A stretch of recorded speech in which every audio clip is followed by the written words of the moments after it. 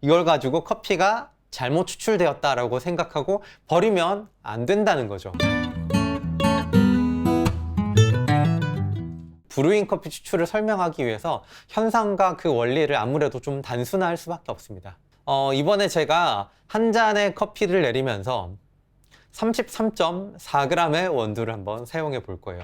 자, 왜 하필 33.4g이냐? 계산하기 조금 더 쉽게 하려고 그렇게 선택을 한 거고요.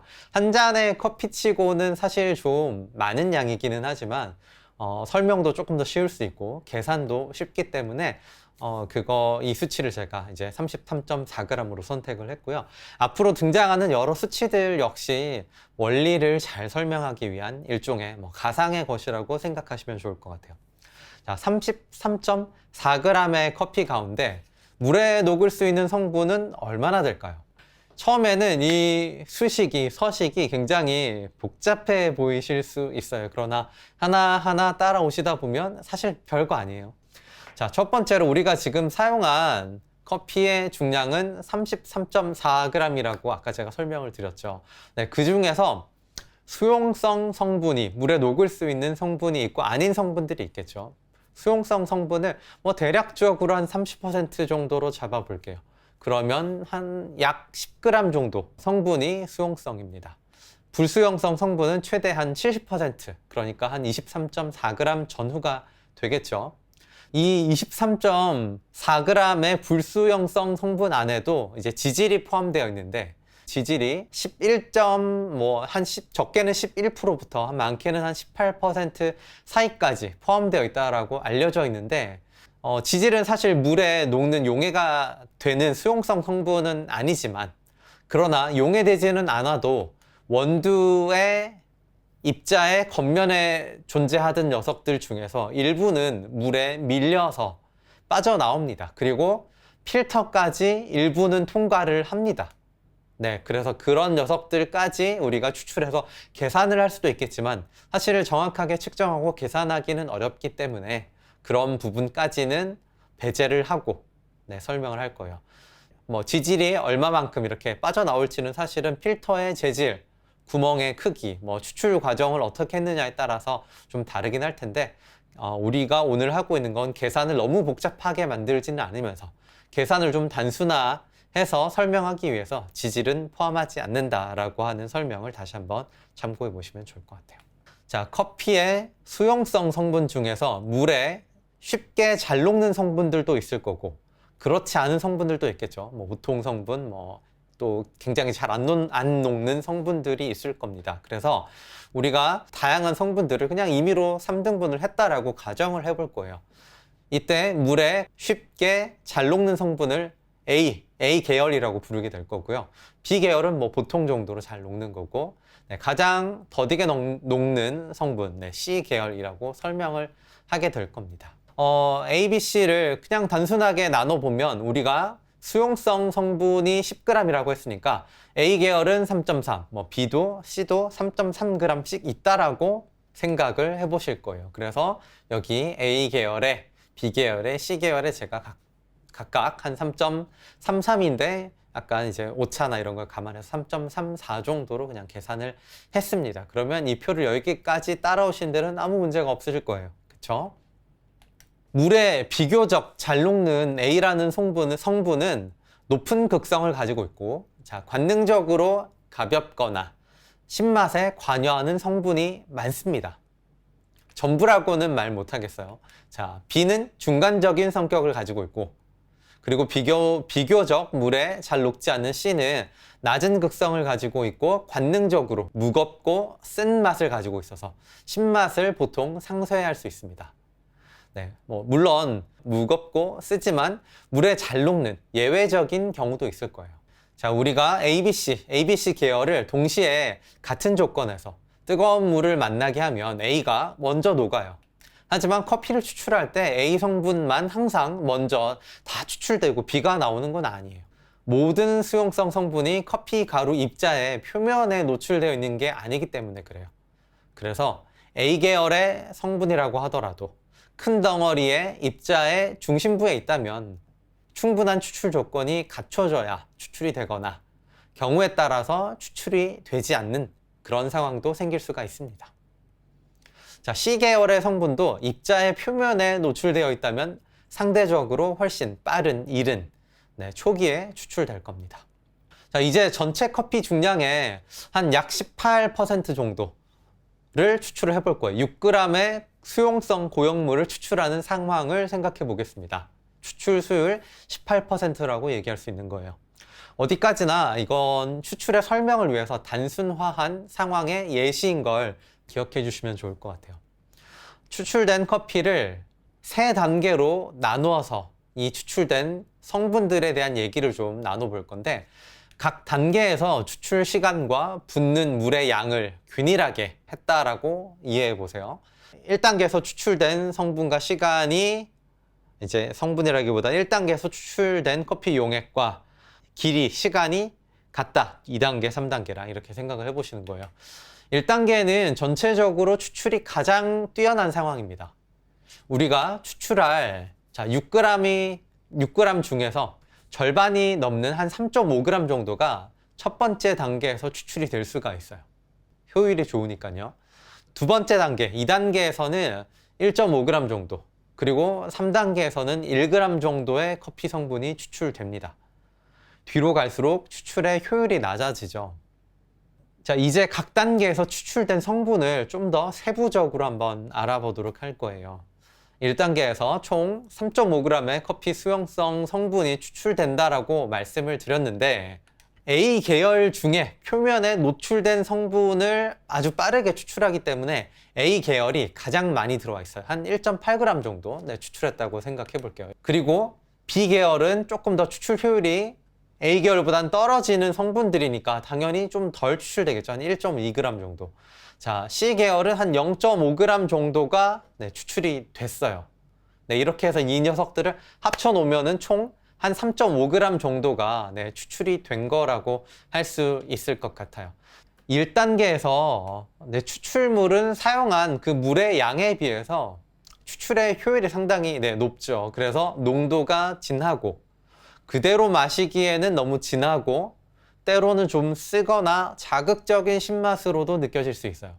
하지만 이게 우리가 일반적으로 즐기는 커피 농도 정도로 뭐 한 1.2, 1.3 이렇게 전후 정도의 농도로 연하게 희석을 한다면 쓴맛이 지배적인 상황은 아닐 거예요.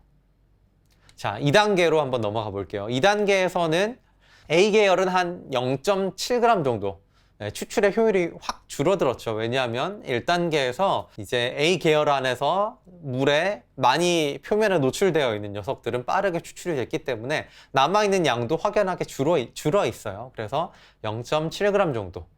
B 계열은 0.5g, C 계열은 한 0.3g 정도가 추출이 되면서 모든 계열에서 추출되는 이런 효율들은 조금씩 다 떨어지죠. 그래서 2단계에서는 1.5g의 고형물이, 수용성 고형물이 추출이 되었어요.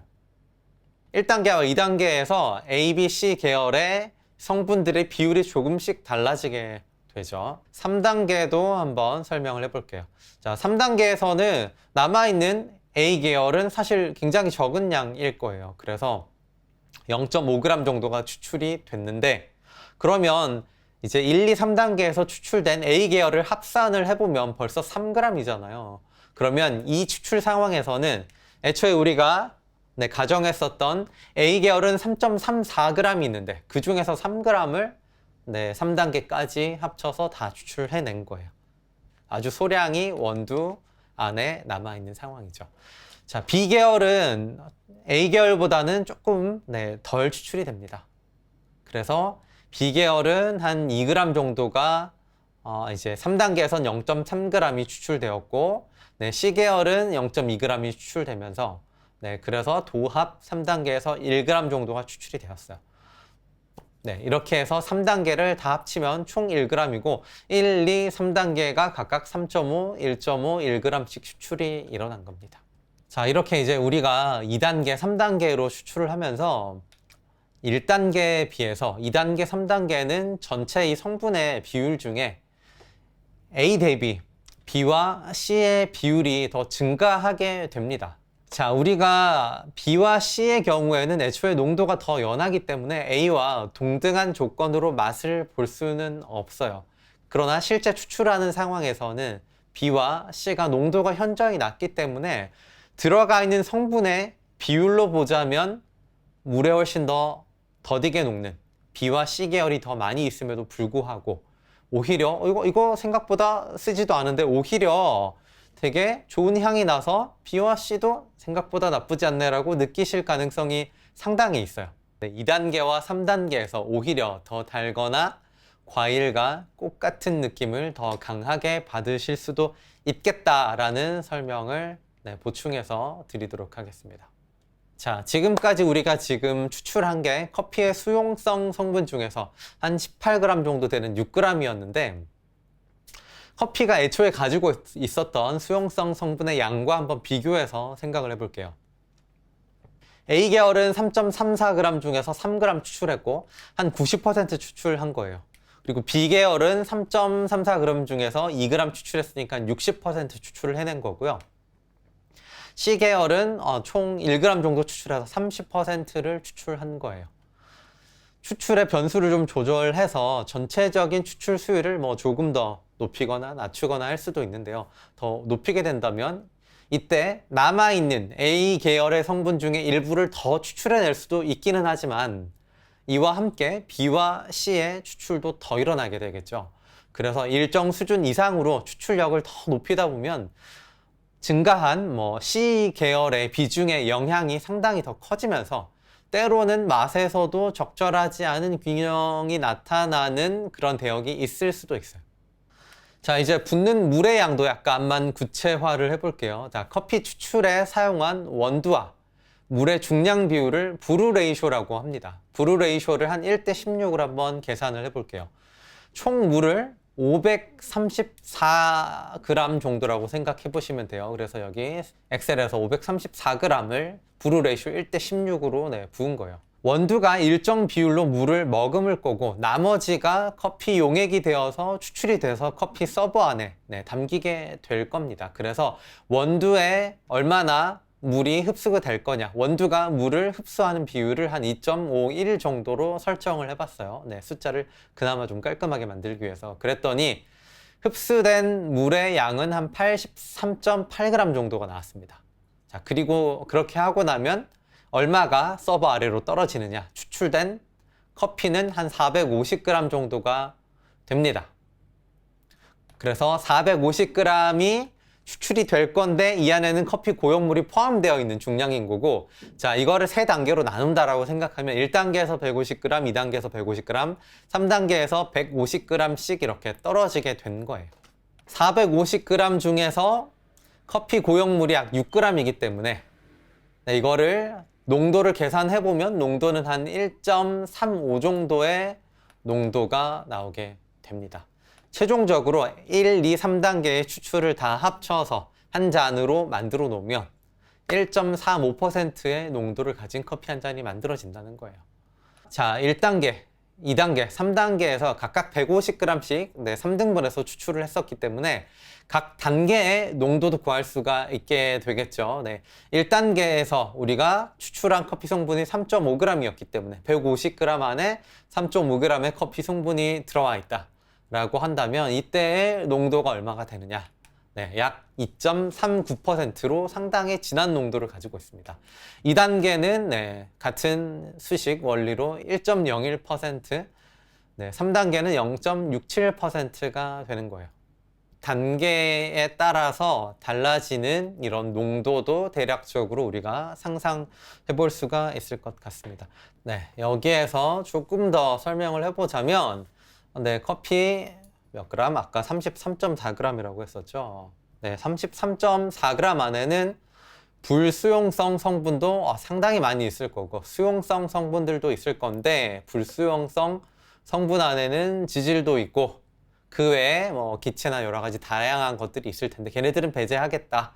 수용성 성분 한 10g 정도 되는 양 안에 각 성분들이 한 3.34g 정도가 있는 상황인데 그 중에서 추출 수율을 18%를 가정해서 추출을 하고 그러면 수용성 성분이 한 6g 정도가 추출이 되는 상황이었던 거예요.